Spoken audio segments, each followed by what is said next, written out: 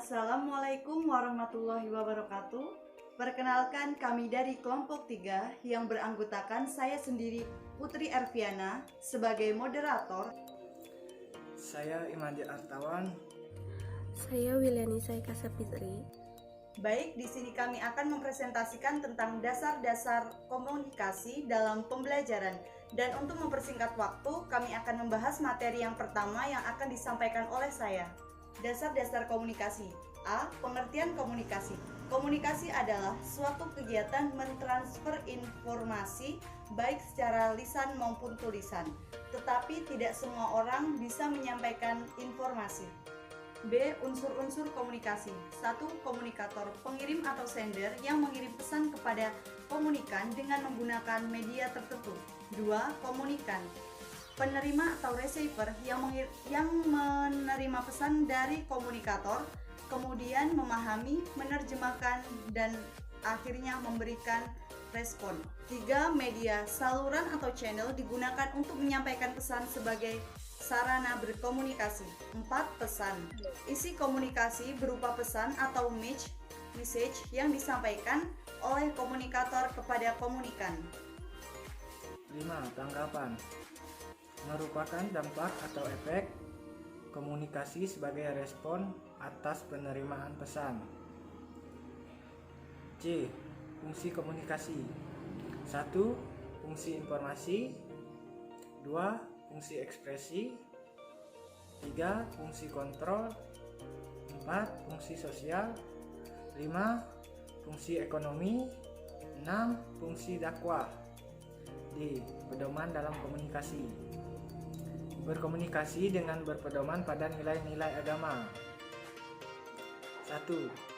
Setiap situasi komunikasi mempunyai keunikan. 2. Kunci sukses berkomunikasi adalah umpan balik. 3. Komunikasi bersemuka adalah bentuk komunikasi yang paling efektif. 4.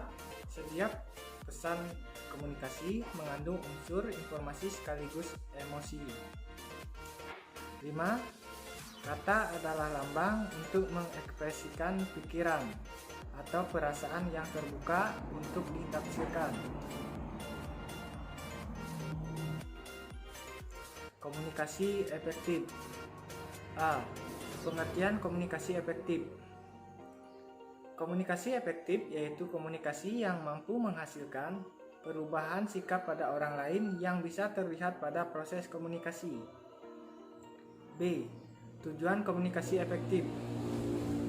Tujuan dari komunikasi efektif adalah agar pengirim informasi dan umpan balik atau feedback dapat seimbang dan tidak terjadi monoton antara pemberi informasi dan penerima informasi, sehingga bahasa yang digunakan oleh pemberi informasi lebih jelas dan lengkap. C. Syarat komunikasi efektif. 1. Menganalisa. 2. Menyalahkan. 3. Menghakimi. 4. Menasehati.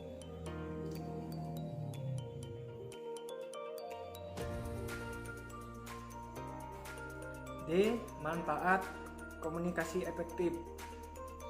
1. Tersampaikan gagasan atau pemikiran pada orang lain dengan jelas dan sesuai dengan yang dimaksudkan. 2.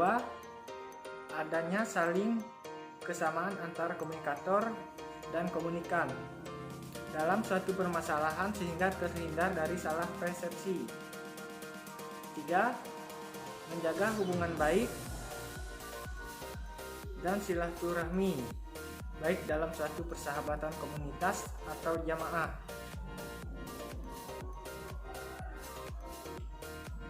Kiat untuk mencapai komunikasi efektif. 1. Gunakan umpan balik. 2. Saluran komunikasi yang banyak. 3. Mengenali siapa penerima pesan. 4. Komunikasi tatap muka. 5. Menyadari dampak bahasa tubuh. Proses komunikatif efektif. 1. Pesan harus dirancang dan disampaikan sedemikian rupa sehingga dapat menarik perhatian komunikan. 2. Pesan harus menggunakan lambang-lambang tertuju pada pengalaman yang sama antara komunikator dan komunikan sehingga sama-sama mengerti.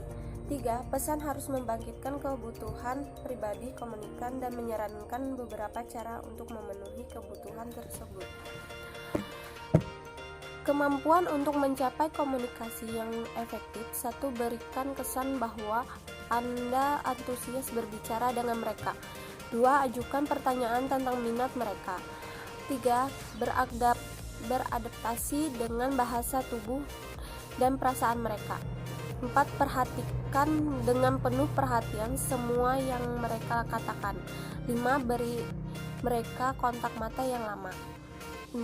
Berikan mereka senyum terbaik Anda. 7. Menawarkan saran yang bermanfaat. 8. Berikan mereka motivasi. 9. Sebut nama mereka dengan cara yang menyenangkan di telinga mereka.